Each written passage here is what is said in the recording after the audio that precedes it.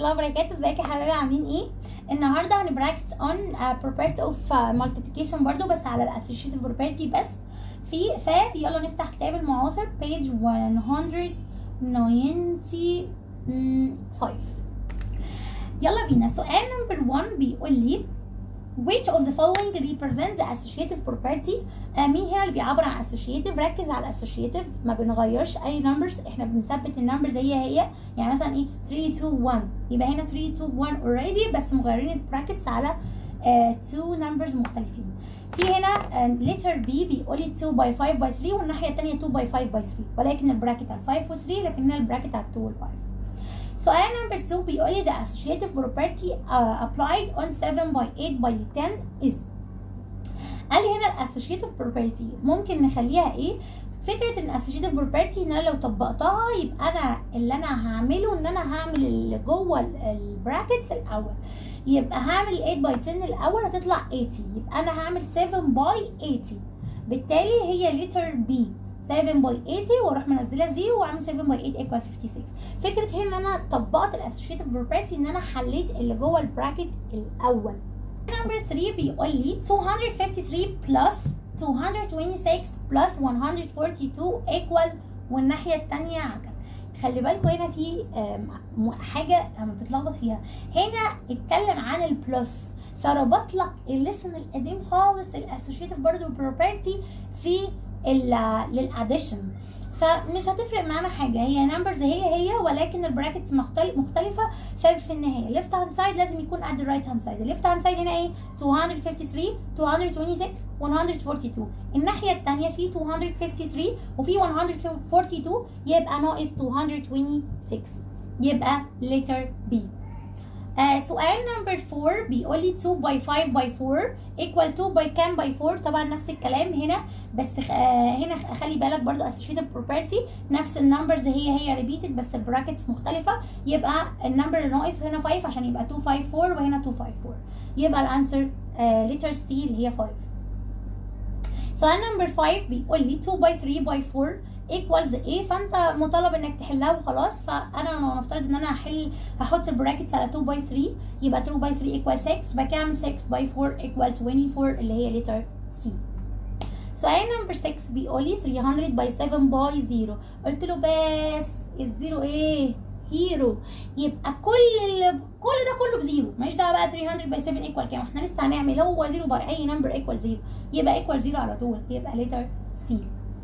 سؤال نمبر 7 بيقول لي 5000 by 2 equals. طبعا المفروض ان انا نعملها بقى بالاسوشيتيف بروبرتي ان احنا 2 by 1000 الاول، بعد كده اعمل by 5 او 2 by 5 الاول، بعد كده انزل واعمل by 1000. في النهايه يعني هننزل 3 zeros زي ما اتفقنا ونعمل 2 by 5 equal 10، يبقى 10 وجنبها 3 zeros اللي هي 10,000 اللي هي letter D. سؤال نمبر 8 بيقول لي the missing factor in the box equals.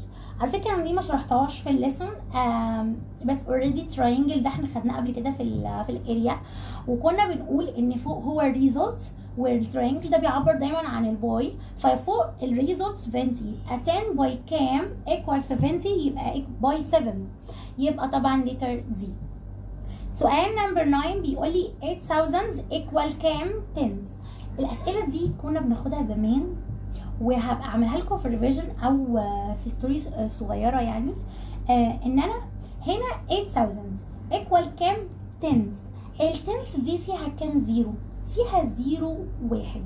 ف الخلاصه ان احنا ال 8000 انا عايزه اكتب هنا 8000 برضو عشان تبقى left hand side equal right hand side، بس هو كتب تنس. التنس دي يعني فيها كام زيرو؟ 0، يعني هو كتب 0، يبقى انا هشيل من 8000 0، يبقى هتبقى متبقيه 800، يبقى equals 800 tens، بحيث ان ال 800 tens اللي هي جنبها اللي هي 0 تبقى 800 وجنبها 0 تبقى 8000 زي الليفت هاند سايد. لو مش فاهمينها ابعتولي في الكومنتات طبعا عشان اشرحها لكم في ستوري صغيره. سؤال نمبر 10 بيقول لي 700 equal كام 100. برضو نفس الكلام، ال 100 دي فيها كام زيرو؟ فيها 2 zeros، يبقى انا بحط فوق ال 100 دي 2 زيروز عشان اعرف ان انا هشيلهم بقى من الناحيه الثانيه، وانا هفضل احطها مرتين.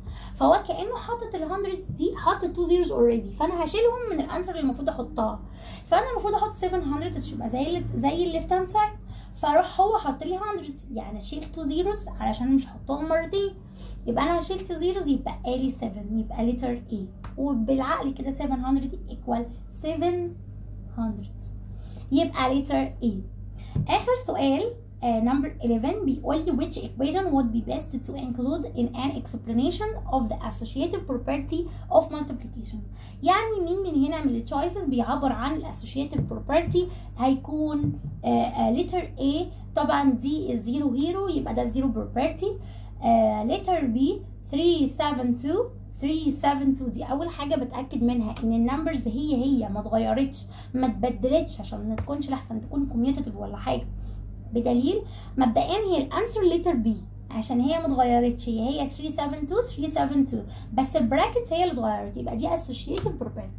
بس لتر دي عشان لو حد باصص عليها، لتر دي 11 8 9 اما الرايت هاند سايد 9 11 8 هنا معمول لها يا فندم كوميوتيتيف مش اسوشيتيف، فهنا عامل لها كوميوتيتيف، ودي كده ده مش ده اللي انا عاوزاه، انا عايزه اسوشيتيف يعني نفس ترتيب النمبرز بس هو بس حاطط مغير البراكتس، بالتالي هتبقى الانسر لتر بي.